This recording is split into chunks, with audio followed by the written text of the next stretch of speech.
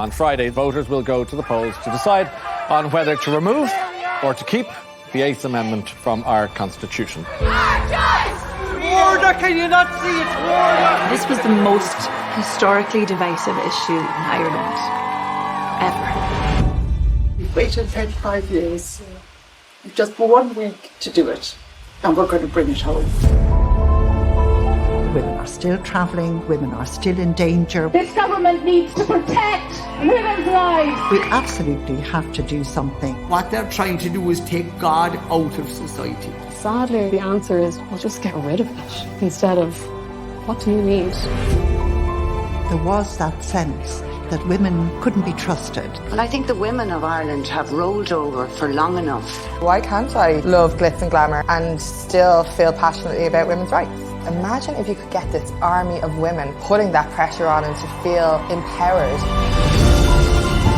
Something magical happened where it became a symbol of women's equality in Ireland. All these stories being somehow set free of to try and change the country. It's actually about the value that we're putting on women in Irish society.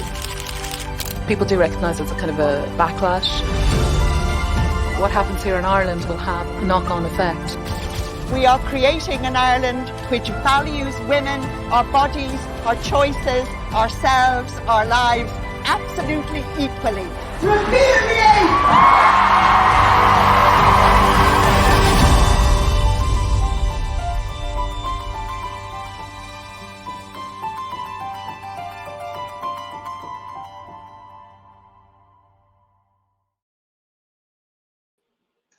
Hi everyone, welcome to our event today with Evoke Media and the film The 8th. I'm so excited. I hope everyone got a chance to watch the film. It's funny, it doesn't matter how many times I've seen the film, every time I see the trailer, it just really gets me so excited. I mean, we watched this historic moment happen in real life and then we got to see it by watching the film The 8th, and now we get to talk about it, which is super exciting. But I always get chills every time I see it, and so I am so honored to be able to host this event today with all of you, so that we can talk about the film and hear from everybody who was there, who captured it live, and hear more about what went on behind the scenes and what we need to do to ensure that abortion remains accessible, safe, and free in the United States, in Ireland, and all around the world. So welcome to everyone. If you're here, I'd love for you to throw a hello, your name, where you're from, your pronouns, and what you thought of the film in the chat. Would love to kind of see folks checking in, hear a little bit from all of you. And I am really excited to just roll us into the panel. For those who don't know me, my name is Renee Bracey Sherman. My pronouns are she and her. And I'm a reproductive justice activist, abortion storyteller, strategist, and writer. I'm the founder and executive director of We Testify, which is an organization in the United States that is dedicated to the leadership and representation of people who have abortions. We particularly work with folks who share their abortion stories at the intersection of race, class, and gender identity. And I'm also the executive producer of a documentary that came out in January 2020 called Ours to Tell. Won a couple of awards, really exciting, about the experiences of people who have abortions here in the United States. I'm really honored to be hosting this event today on the 8th film, sponsored by Evoke Media. When they asked me to host it, I was just really honored. I got a chance to watch the film and just so moved by it, because it really highlighted the amazing work that folks in Ireland did to not just legalize abortion for everyone, but really just go the distance and make sure that it was funded by the national health system so that everyone can actually afford access. Because for those of you who are here in the United States know that just because it's legal does not mean that it's accessible. And so it really, I don't know, it's just this heartwarming, exciting moment to watch something that had a happy ending where they won, but also highlights the power of grassroots organizing and just really reignited my feelings of what we need to do next to really get abortion care covered by all health insurance programs here in the United States. And I can't not talk about the moment that we're in today. The American Civil Liberties Union announced that they're going to be suing the state of Texas over their law that would ban abortion at 6 weeks, not allow the dispensing of medication abortion at 7 weeks, and allow any nosy neighbor, any rando person who knows that you are getting an abortion or you're helping someone to get an abortion, allow them to sue you in civil court and win damages of $10,000 for each time that you help a loved one get an abortion, which is really, really scary. And it's this idea that, we're trying to encourage people to police one another, to really spy on one another, but also bankrupt the entire movement that is working to try to make sure people are able to access abortions across the country, and particularly those who are trying to escape the draconian laws in Texas. So it's both really sobering and sad, but it's also invigorating to see that, we're fighting back, that we're pushing our efforts, particularly at the Supreme Court too. We know that they've taken up the later abortion case here in the United States, so it's really, again, really scary.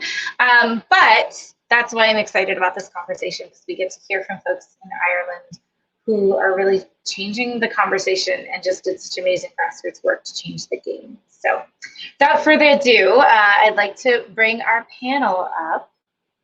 Awesome. Hi, everyone. So good to see you all. So let me start introducing everyone. So Ailbhe Smyth, Ailbhe, she's wearing orange. Ailbhe Smyth is a longtime activist and campaigner on feminist, LGBTQI, and socialist issues. She was the founding head of women's studies at UCD, University College Dublin, and has written about feminism, politics, and culture in Ireland. Ailbhe left academia in the mid-2000s to work with women's community organizations and in social movement politics.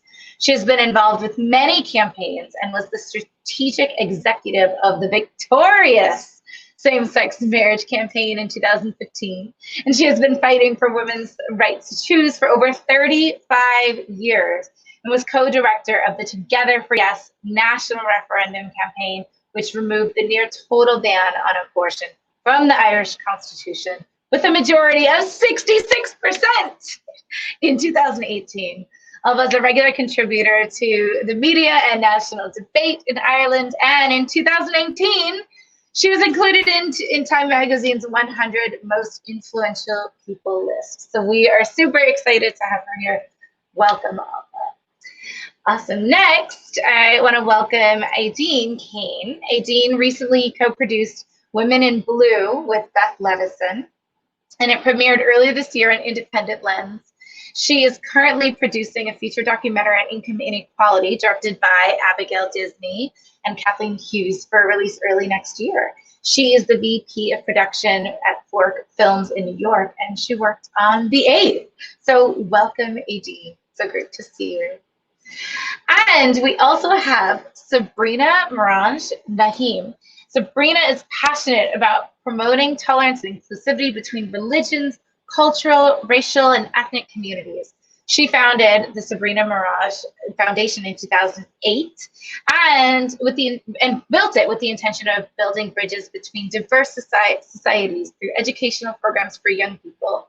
Sabrina focuses much of her philanthropic efforts on uniting communities and paving the way for individuals from diverse backgrounds to connect, teach, and learn from one another. It's really beautiful. Sabrina is also the founder of Echo Capital Group, a venture capital firm focused on early stage investments in consumer product companies founded by young, driven entrepreneurs who are developing exciting concepts for the unique individual millennial demographic, which is super, super exciting. We need some amazing new entrepreneurs. So thank you all so much for being here. I'm really, really excited. So I'm seeing that there's lots of love in the chat, which is great. I hear that there are folks from New York, Denver, Colorado, St. Louis, and the UK. That's really, really wonderful. So glad you all are here.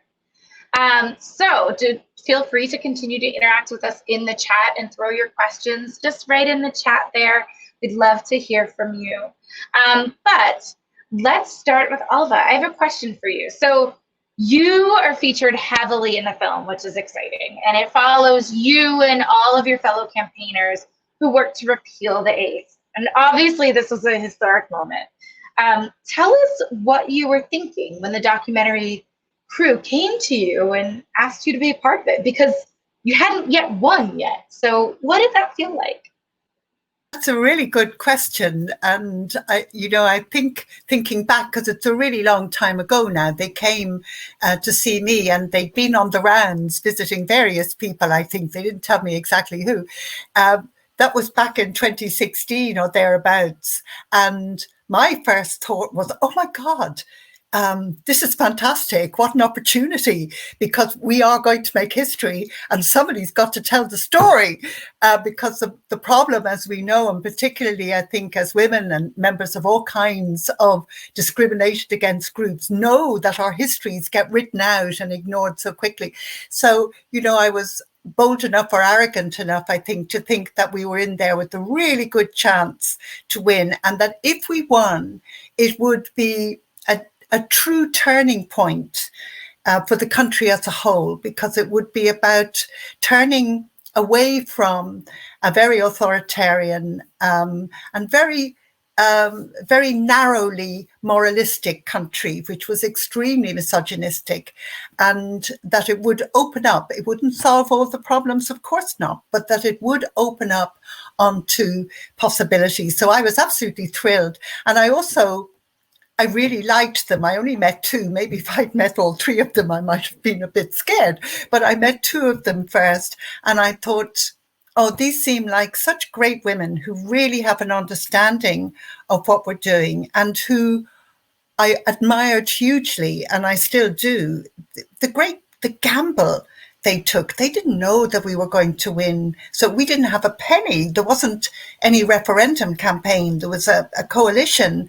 There were women out there. We were doing things, but we didn't even have a guarantee of a referendum. So they were taking a massive risk, and they were saying, look, this is what we want to do, because we believe that it's that this is a really very important issue. So I just simply said, yes, rock on, let's go for this. Which, is the name of the campaign. It was yes. So it's just like the whole theme, just say yes to it all. That's wonderful. Yeah. So, Aideen, you're one of the producers of the film on the 8th. Can you tell the audience a bit about how you became aware of the campaign in Ireland and why you wanted to document this historic moment? Thanks, Renee. And I just want to thank Evoke Media for having us today. We've been looking forward to this for a long time. And I also want to add to what Ailbhe said. There were 3 of us producer-directors, but I also want to thank Sabrina, who came on board as an executive producer of ours and was critical in getting this film made and across the line. So we were well supported by an amazing group of people. 3 of us made the film. Myself and Lucy Kennedy and Maeve O'Boyle, and we got together, as Ailbhe said, in about 2016. All of us had grown up under the 8th Amendment in Ireland, and our careers had taken us to New York and back to Ireland. And for me, the story was quite personal, because I had to travel to London for an abortion in my early 20s, as a lot of my friends had done. And the extra layers of having to travel, finding those extra funds, it just was so simply, it was unjust. And I had always been angry about it, but it was nearly, I'd never done anything about it, and I had come back and didn't talk about it.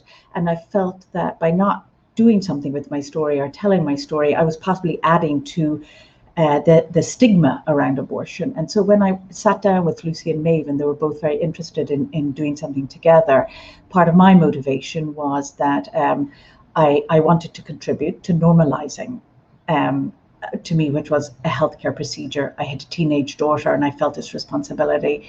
So as Ailbhe said, when we got together, there wasn't a campaign, but there had been some very key moments that signaled that our government, were going to be forced to act. There'd been some prominent European court cases. And in 2012, Savita Halappanavar died as a result of being refused an abortion. So we didn't know there'd be a campaign, but part of our motivation for telling this story was also telling the history that brought Ireland to this point. How had we gotten to this point? So that was the beginning of it all. Thank you, and thank you so much for sharing your abortion story. I think that feeling of needing to take your story and say, you know what, I experienced this injustice. I actually want to change it and make a difference for other people is really huge. And as someone, I had an abortion when I was 19, and I didn't talk about it for a little bit, but then when I finally did, I realized, one, this weight had been lifted off of me, but also when I talked to other people about their abortion experiences, how much that just lifted them as well, and how many of them are moved to talk about their abortion experiences and to do organizing around it because of some of the injustices that we experience. So that's really wonderful to hear that was what motivated you. Thank you. So Sabrina, you're the founder of Evoke Media. So thank you so much for sponsoring this whole event and, making the film part of what it is. Like, it's so great. And you were an executive producer on the film. Can you tell the audience what caught your eye about the film and this historic moment and why you just had to be involved? Yeah, absolutely. So thank you guys for joining me in this journey, and thank you for letting me join you in this journey, really, because unlike Aideen and Ailbhe, who not only lived in Ireland, for decades under this draconian law, but also experienced the referendum live and were kind of part of that movement, I was not exposed to it until the film was almost complete and the referendum had passed. And as is quite common, I think, in the US, sometimes our view of what's happening in the world can sometimes be narrow. And although personally for me, this issue is extremely important, I'm very passionate about bodily autonomy and pro-abortion rights. I do think that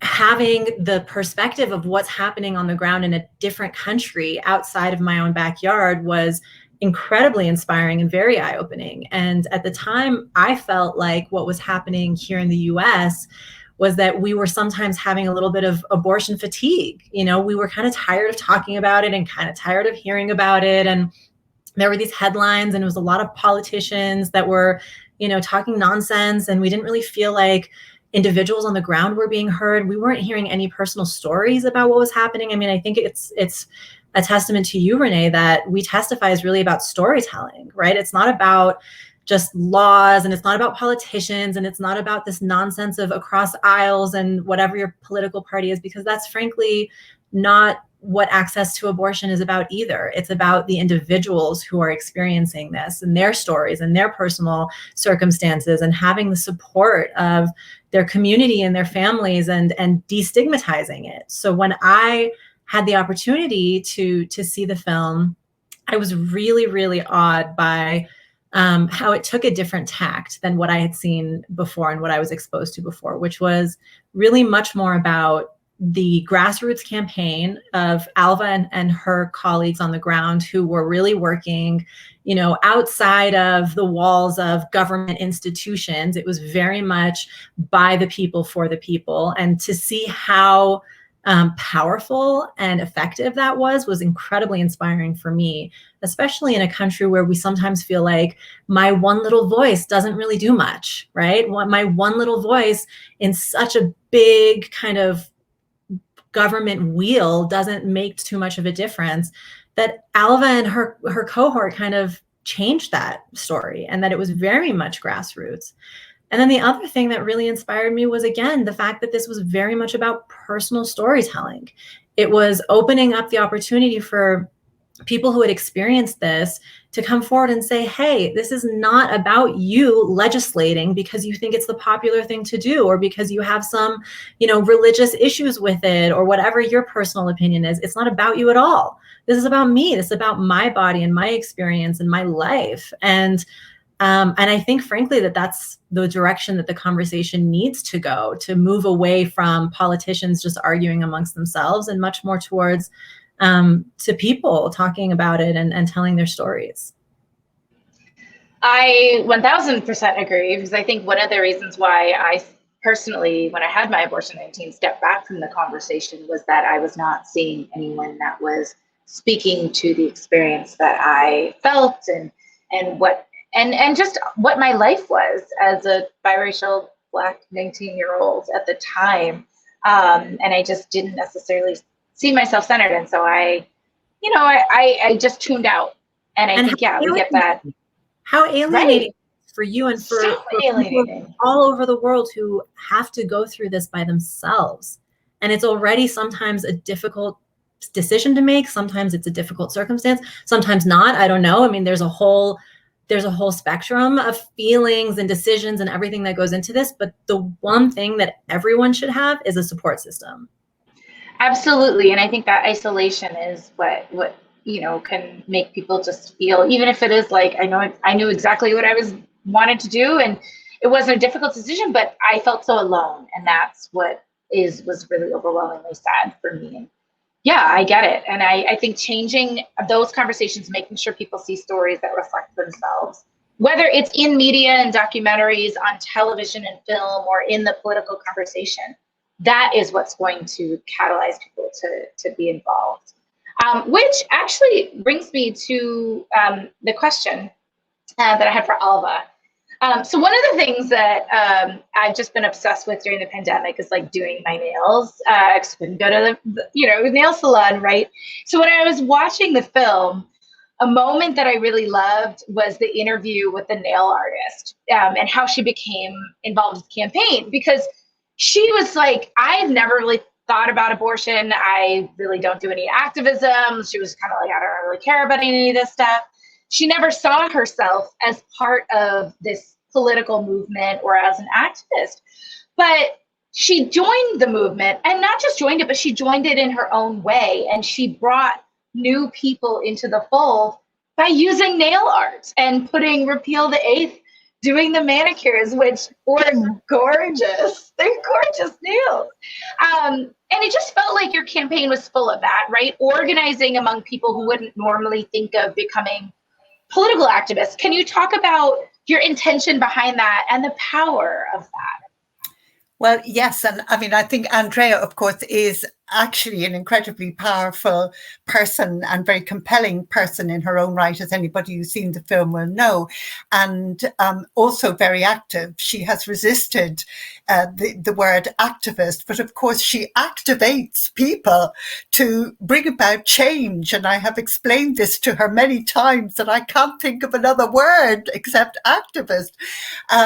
And I think that for her, I think there were very, very, very, very few women, straight women anyway, in Ireland who had never thought about abortion, by the way, Renee, because when it's not something you have access to and there is any possibility that you may become pregnant, you actually spend quite a lot of your time thinking about it. So, for example, I didn't ever have an abortion. I was lucky. It was just pure luck.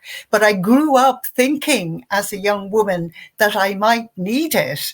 And I was desperate because I didn't know what to do. So for Andrea, I think what really struck her was that she was in this wonderful nail bar, Tropical Popical, that she runs as a young entrepreneur. She has all of these young women who are working with her. And by and large, they had never thought about politics at all. And a woman politician came in one day and they were absolutely fascinated, very much at Catherine Zappone, very much at the centre of marriage equality. And they were really fascinated by her.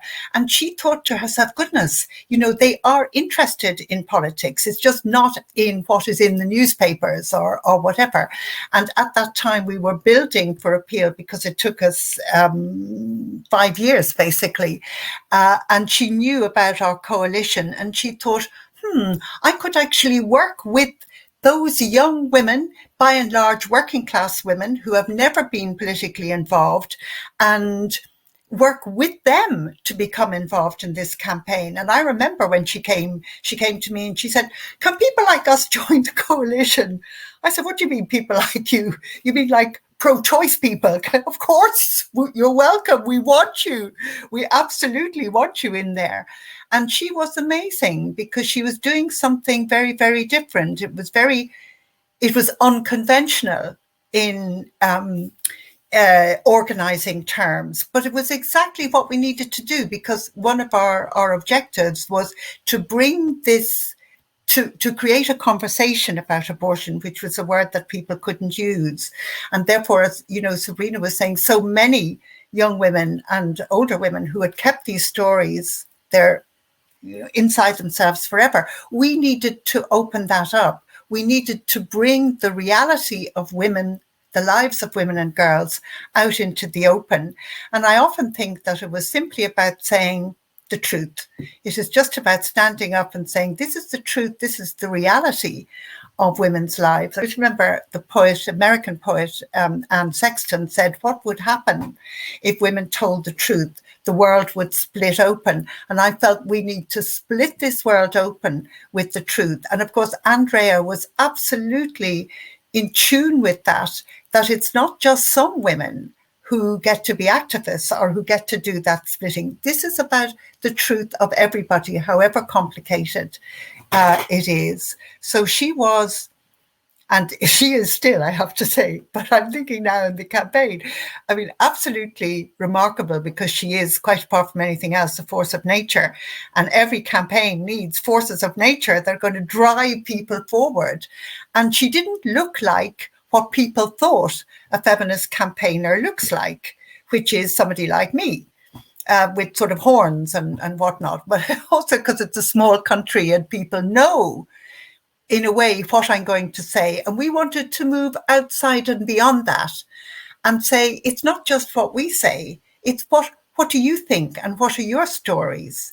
You know, there was a woman, there was a beautiful story project called In Her Shoes, which asked people to just think about what you would feel if you were in another woman's shoes. It was just so beautiful and so simple, but of course it's genius, something simple like that. And there was a woman who wrote, I am Ireland's dirty secret. I am your dirty little secret, but I am a woman of Ireland, and you will hear me and you will listen. So there was that sense of these stories which needed to be released. And we didn't like asking women to tell their stories. Women came forward and said, I've never told anybody, but I need to say this. And of course, you, as you know from the work you do, that's how you break through the wall of silence. That's how you break through the stigma. That's how you make it normal, as Aideen was saying. That's how you make it, people understand this is ordinary, everyday part of the lives of women and girls, all women and girls, whatever their situation, whatever their background, whatever their ethnicity, whatever their ability, disability, their age, whatever, it is part of, it is that common experience. And the most common, I always think of stories as being what we have in common. They're the touch point, they're the fundamental human exchange. I tell my story, you tell yours, and we are friends, or at least we understand one another. So it was a very moving experience, listening to women coming forward. Yeah, I love that. I really, really love that. I think that is honestly the reason why I do the work that I do. Just being able to hear people share their abortion stories is really wonderful. And it's funny because early in my career, I saw the In Her Shoes video, and I was just so moved by it. It's truly is still one of my favorite abortion story sharing campaigns that I've ever seen in my decade as an abortion storyteller. So it captures stories very beautifully. Let me say, it was an individual, a young woman, who decided to do it, who was not actually directly involved in the Together for Yes campaign, but of course, and we had our own storytelling, and there were many other projects also wonderful, but just it captured the imagination because the campaign was about care and compassion. We changed how we talked about abortion, which wasn't about saying, is it good or evil? It was about saying, this is about care, and it is about understanding what another person may need in their lives. And if we care about them and if we care about humanity, we have to allow for that. So we have to put ourselves in another person's shoes. I think she was absolutely brilliant to do that. Erin is her name. Yes, that's amazing. So speaking of capturing just stories just in such beautiful ways, Aideen, I want to turn to you. So, you know, you're documenting this entire campaign from behind the lens and like watching campaigners go door to door. Can you talk about the mood on the ground and what it felt like to try to tell a story that essentially you have no idea what the end is going to be, right? Like it could go either way. What is that like? Good question, Renee. And I think it's important to start with that this all happened very quickly. I mean, even though we were meeting people and talking to people, the government called the referendum in January and the date was in May. So the campaigns started to get together and we had to come and be there on the ground pretty quickly. So it was pretty fast and furious. And one thing I will say is that the mood on the ground, I mean, some people were very entrenched in their point of views. And so the campaigners we followed and some of that door-to-door campaigning that we did, I mean, we were so inspired by how respectful and considerate the campaigners were. If they saw an opening for engagement, they went for it, but otherwise they were just really respectful. And part of that storytelling we saw in action was how they listened and they heard on the doorsteps and brought it back to campaign headquarters. The mood changed. I mean, initially when we started to filming, and we filmed with campaigners on both sides of this conversation, the people who wanted to retain the ban on abortion, and then the group that Ailbhe was one of the 3 chair people of, the Together for Yes, that were going to overturn it and try to legalize abortion. And initially the side who wanted to retain the status quo, it did feel like they were a very homogenous group, were very well funded and very well resourced, and also had one voice, or that's what it felt like to us looking in. And then on the other side of the debate, you had this enormous coalition of people with a diversity of approaches to this subject matter, and there was a lot of negotiation, messaging and campaigning, and huge inclusion and involvement of people. And so at times, as us looking in, it felt like that might nearly go against, it could be its undoing in a sense. And also they were scrambling at the time for funding and pulling it together. But making a film, that's part of the excitement of it, was not knowing what it was going to be like when we turned on the cameras next or who we were with. But not knowing the ending, actually, the one thing it did for us is that we had to be really spread very thin. Like we had to try and film. You started filming with a lot of people you may not have then followed their stories, or they themselves took a different direction. But for us, I suppose 95% of this film was telling about the history of this story in Ireland, and how did we get here, and how had Ireland treated people in crisis pregnancies, and so therefore we were setting the case for what was at stake, and how important it was that this was to happen. So it was difficult in some ways. It was a challenge, but we did think that we had nearly 90% of our story told by the time we got to the end result. And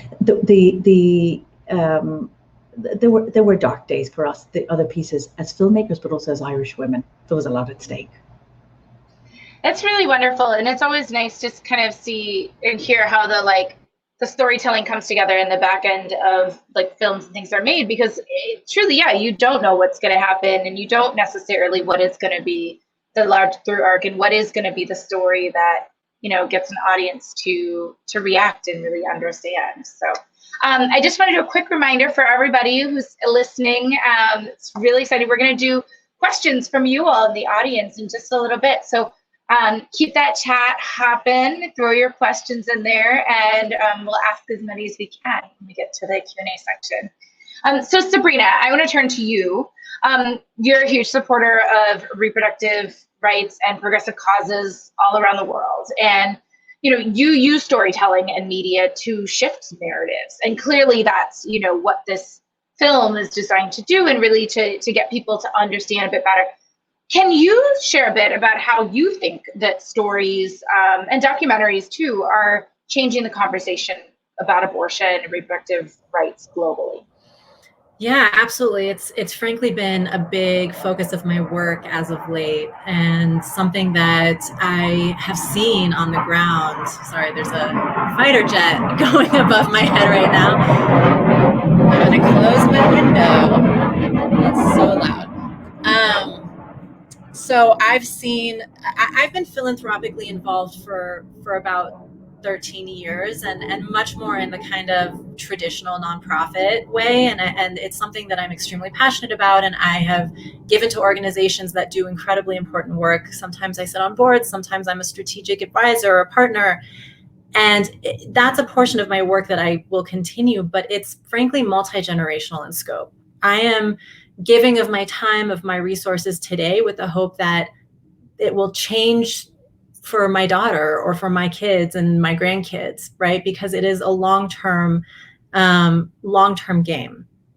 Whereas the power of storytelling can often be immediate and so widespread. And it's something that I've seen time and time again, where investing behind documentaries that are well made, that really put the viewer empathetically in the shoes of people who are experiencing whatever the issue relates to, kind of like the In Her Shoes campaign. I mean, it's something that, I also never had an abortion, but that doesn't mean it's not something I care deeply about, So it's really, for me, it was very important to kind of take us out of this mentality of, oh, well, something that doesn't personally impact me is not something that I care about, or it's not something that I need to put my time and energy towards.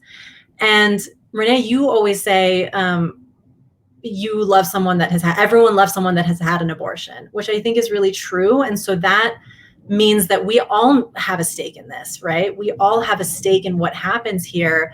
And whereas Ailbhe grew up thinking, if I ever needed one, what would I do?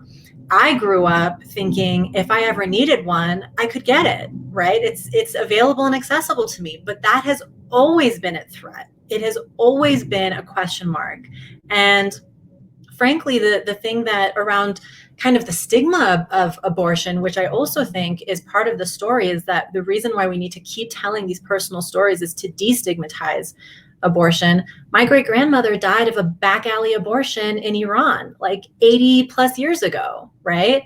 When it was not accessible. It was in an incredibly oppressive patriarchal society where she had, her kids and she couldn't have any more, and she just was not in a position to be able to go there, and she died. And that happens still today. But the stigma around it is that even my own family couldn't talk about it for decades, for generations, right? Now I talk about it publicly because this is something that we need to know about. It's part of our collective story. So I see the power of storytelling with this issue, and I see it with a variety of issues, where my hope is that the impact is much more immediate, it's much more widespread, and people who have different experiences or different opinions can come much more empathetically to a table to have a conversation that is different than let's just scream at each other and hope that something, gets through the brick wall. I mean, that doesn't work. So it's been an incredibly eye-opening process for me as well. That is wonderful. Yeah, it is. What's something that's really interesting to me is when I started sharing my abortion story, how many stories of people that had abortions were in my family, but we didn't really talk about, and how much our families are shaped by abortion access, and how many in the past, in certain places currently, lives are lost because, Aideen, I think you mentioned Sabrina, and I just think about, simply because a law was a certain way and it just needed a quick change, she lost her life. And that's not something that's an ancient that's happening now, and really scary. So actually, Ailbhe, can I turn to you for a second? When we did a conversation earlier, and actually sort of in the film too, you talk a little bit about leaning into stigma to get some legislators on board by working to increase contraception, to reduce abortions. And that was part of like your organizing agenda, both, during the campaign and afterwards. And so I'm wondering, one, what are you guys organizing on now? But also, like, what is the impact of and of that strategy of having to lean a bit into stigma to be able to get a gain? Well, we didn't actually do that in the campaign. In fact, we talked. I think earlier when we talked a little bit, there was some legislator who wanted exactly. it. Yes, that's what it was. Yes, it was the Minister for Health who began to say that when, he was looking at, and he was a good Minister for Health. He was very supportive, but he was noticing the resistance from his backbenchers in Parliament and so on, and he then started saying, look. What we need is free contraception for everyone. And let me tell you, we have not yet seen that free contraception, so we're still fighting for it. They did at one stage say they would introduce free contraception up to the age of 25, at which, women started throwing up their hands in horror and said, do you know anything about biology at all?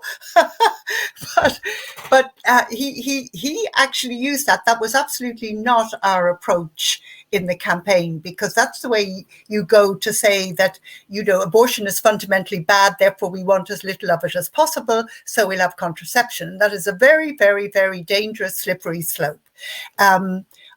Abortions, women become pregnant, and for all kinds of reasons, and Sabrina, you were talking about this too, and in all kinds of circumstances, need to end that pregnancy. It is not my business or your business or anybody's business as to why, but they do. And no amount of free contraception is necessarily going to resolve that problem either. So we absolutely didn't go that way. What we did play around with a bit was the kind of language we used at the beginning of the campaign. So we didn't use the word choice, for example. We didn't say this is a pro-choice movement. In fact, the coalition that was at the base for several years before the campaign was specifically about repeal the Eighth Amendment, because some of our members couldn't decide at that time whether or not they were pro-choice. They were by the end of it, by the way. But so we talked a lot about, well, I hope they were, because they voted that way.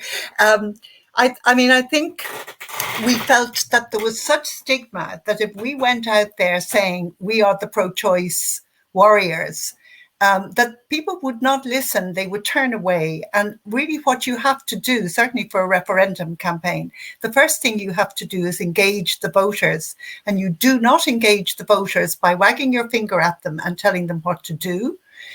And you do not engage the voters by talking to them in terms that they are viscerally opposed to. You have to meet them on their ground, on their terms, and then you can actually develop a conversation. And actually stories come in at that point where you are moving people away from having some kind of cerebral argument to feeling the reality of somebody's life. So we did this. We told our young canvassers that they shouldn't use the word choice.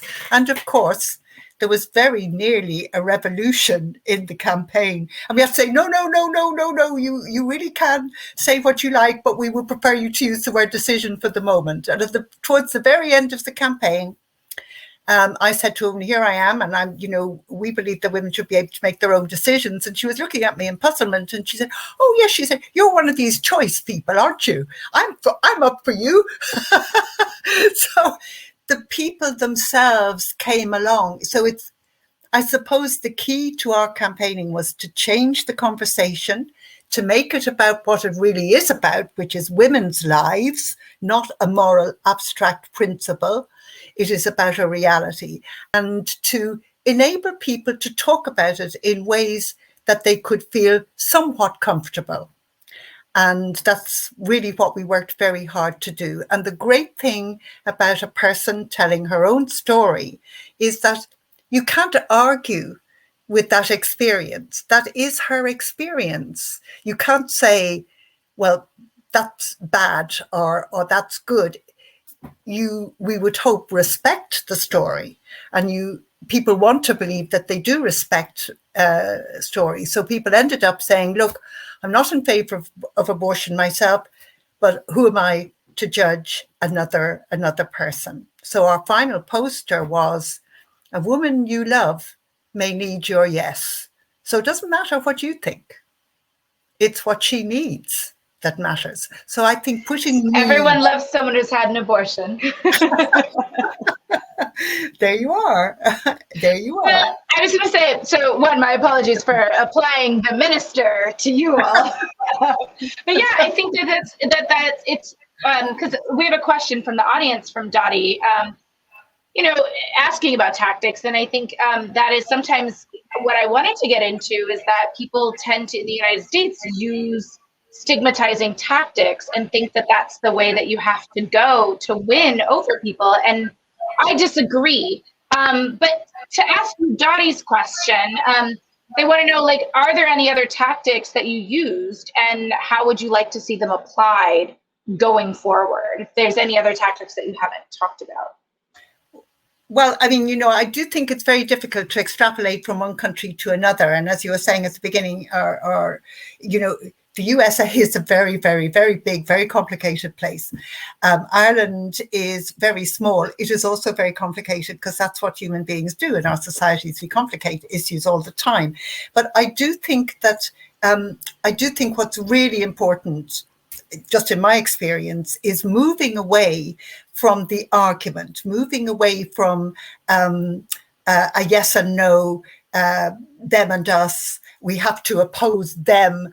Actually, we did not oppose them. We had very little to do, as little as possible. We had very good arguments to rebut theirs and so on when necessary on TV debates. But fundamentally, our conversation needed to be with the people who weren't for and weren't against, but had been brought up to believe that abortion was wrong, which is a very different thing. And our conversation needed to be to encourage and enable them to see from a different perspective. So we did not do the moral this, that, and the other, and the throwing things out of our respective prams in both directions, because there you're just stuck at some kind of level that doesn't reach the level of the everyday person who is going about their business and generally is not thinking about this issue all the time. So to engage them, you need to do something very different and more personal and more conversational, and which is about listening into realities rather than having a fight. And once it becomes a fight, you've lost. If you're in a fight, you're losing. Both sides are losing. And, I have to say that actually the other side for us, they were not very unified at all, Aideen. There were 3 different organizations. They'd all this money, but they were completely all over the place and they were fighting with one another.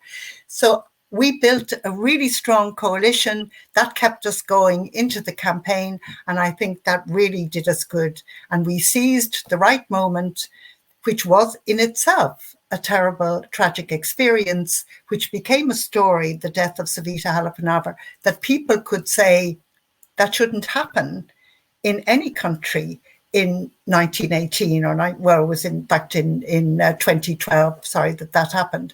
So, we began with that heart and we continue to keep heart in that campaign and to build as broadly and as widely, way beyond ourselves as pro-choice activists.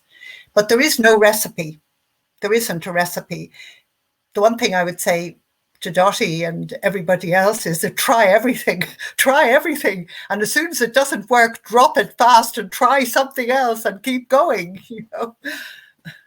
Sometimes I feel like that's what our opposition does, and I wish we'd do that more. So Sabrina, we have a question for you. So someone in the audience would love to know, why did you decide to start investing in a podcast? Because you launched your podcast series, Breaking Glass, with Ailbhe. And so what was it about her story that inspired you? And also, like, why podcasting as a storytelling medium? What all of that? Why did that all interest you? All of that. Yeah, I appreciate the question because it's actually quite relevant here. In addition to, I think, the power of storytelling through documentaries, Breaking Glass was my opportunity to have intimate conversations with women and men around the world and non-binary individuals around the world who are really pushing issues like this and on all of these kinds of issues, pushing the gender boundaries that have kept women in kind of oppressive positions in societies and cultures, and have prevented them from being able to pursue certain careers or certain lifestyles or all kinds of things, right? And being able to do it in a podcast format actually made it global in scope. And Ailbhe was one of our first guests. And the reason why I approached her was because when watching The Eighth, she gives a little bit of a nugget of some of her, some of her younger years and the things that she struggled with as a woman and as a gay woman in Irish society. And I was so kind of inspired by that portion of the story, which I thought was I could open up even beyond what was happening in terms of the Eighth Amendment in Ireland. I wanted to know more about Ailbhe and what was the fire in her belly to kind of get her to be such a renowned civil rights activist in Ireland. And we had a really incredible conversation. It was one of the first episodes of the podcast. Thank you for doing it, Ailbhe. And to me, one of the reasons why I approached her also was because having more of a personal connection with the individuals behind the campaigns is another way that we connect with the issue, right? It's not just abortion, abortion, abortion.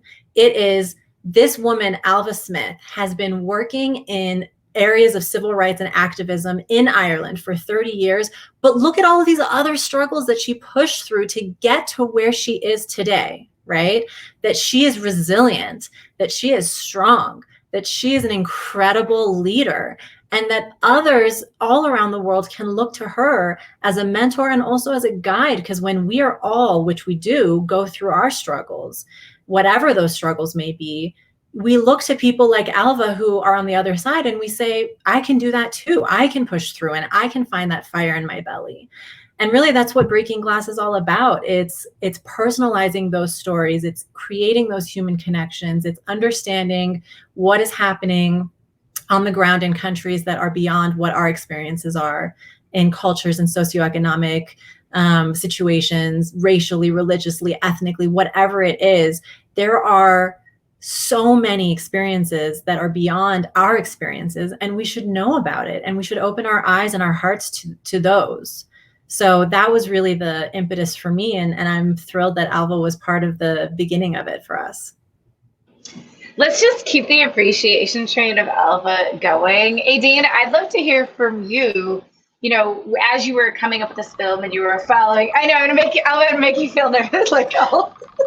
But Aideen, I'd love for you to talk a little bit about what was it when you were working on the film that you were like, oh yes, I want to make Ailbhe a central figure in the film?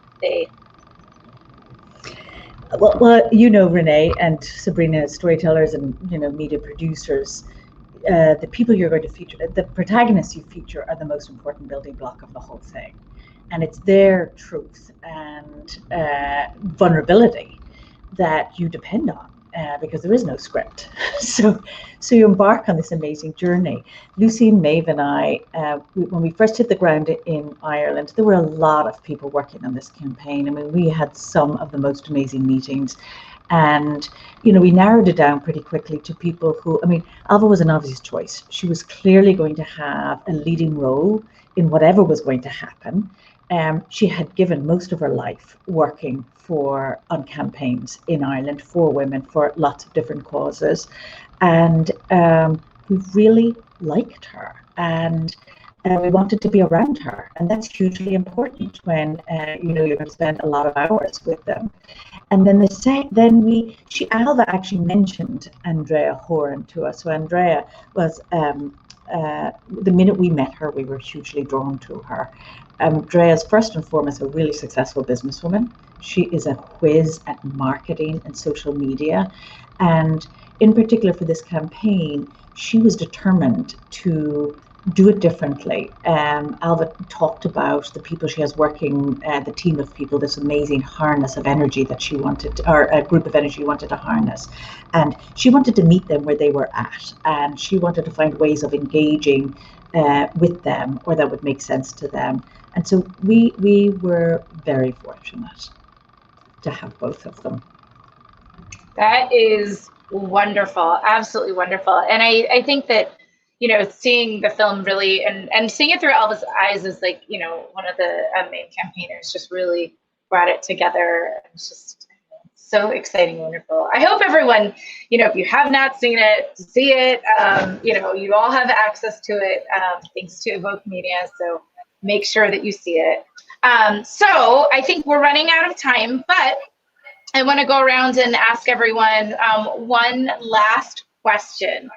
And that is, you know, having been part of this film, having seen it, we know that, you know, we're constantly trying to make sure that abortion access, you know, is accessible everywhere. We're continuing to do this work. And one of those things is to learn more by seeing films like The Eighth.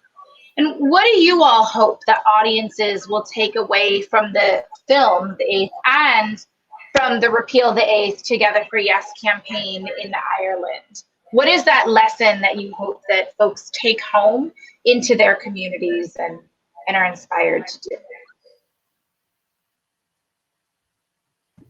Well, I guess I'll go first. I first of all, thank you all again. This has been an inspiring conversation, and I hope that it just continues to ignite additional conversations like this. But for me, the biggest takeaway and the thing that I hope others will take away is that an issue like abortion has turned into a divisive issue, right? It has turned into a political kind of push and pull. And my hope is that regardless of your beliefs and regardless of your opinions, that you will take a moment to think outside of yourself and to understand that this is something that is actually impacting people on the ground, that it is actually impacting people every day, and that, you know, right now we still have Roe v. Wade, but states are kind of chipping away slowly, and actually not that slowly. They've found these loopholes and they're chipping away one by one to make abortion less accessible in countries all over the U.S. and in states all over the U.S. and countries all over the world. And the more that happens, the more we see that other rights for women start to fall by the wayside as well. And suddenly we're kind of moving backwards. So my hope is that people watch this film and see it as the individuals who are directly getting impacted and less about a political divisive issue. Awesome, thank you. Ailbhe, yeah, do you want to go next? Yes, I mean, I suppose I hope that people, women in particular, perhaps, who are fighting at the moment, wherever they are, whether it's in the US or somewhere else, will feel just a little bit bolder and have a little bit more determination when they see a film about a victory, because the victories we don't get them often enough. I think that's the reality, and they're very, very important. But I also think that I hope what emerges from the film is that you do keep going, that it's really, really important, and that as you do, people do get involved and join in, because what was so striking about our campaign is that it came really from the grassroots. It was absolutely people power, women and girl power, that really propelled that campaign. And I believe that that's an experience, to pick up on Sabrina's point, that will never leave those young women and those girls. This is something they're bringing with them. And it gives me a great sense of hope for a world that is really difficult and that we have to be very vigilant in. And I do think that's incredibly important. And the final thing I would say is that I hope that some of the absolute joy and satisfaction of being a campaigner also comes across in the film. I think it does. That, you know, it is a real privilege. It is truly a privilege to have the freedom to fight for what you believe in alongside others who share those views. And I consider myself incredibly, incredibly lucky. And it's just been lovely having this conversation with all of you this evening. What a great opportunity. Thank you, Sabrina, for everything. And Renee, for all the wonderful work that you're doing. Woohoo! Thank you so much. So, Aideen, we'll let you round out. What do you hope that people take away from seeing the film? I hope people are inspired to engage with this issue and the issues that are important to them, and also that if the extraordinary work, what happened with this group of grassroots campaigners in Ireland, if Ireland can do it, other places can do it, and also just to respect the work of campaigners. I mean, it is relentless, it's exhausting, and we need to support them. Thank you so much. And there's a comment from the audience. Someone said, I felt so emotionally connected to the stories in the film, so I wanted to give kudos to the producers for their delivery of this heroic story. This will continue to touch lives across the world. Keep lifting voices. We are listening. Thank you all so much for joining us on this incredible panel today. To Aideen, to Ailbhe, to Sabrina, to Evoke Media for hosting it. We hope all of you watching enjoyed the conversation, and tell your colleagues, friends about the film The Eighth, and encourage them all to see it, and to check out the podcast, the Breaking Glass podcast, the entire series, but in particular the episode with Ailbhe. So thank you all so much. We'll talk to you all until next time.